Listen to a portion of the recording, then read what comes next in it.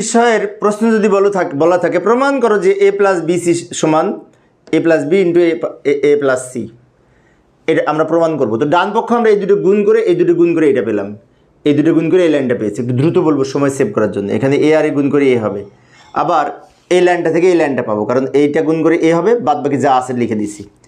এবার এইটুকু থেকে এ কমন নিয়েছি, তাহলে 1 প্লাস সি হয়।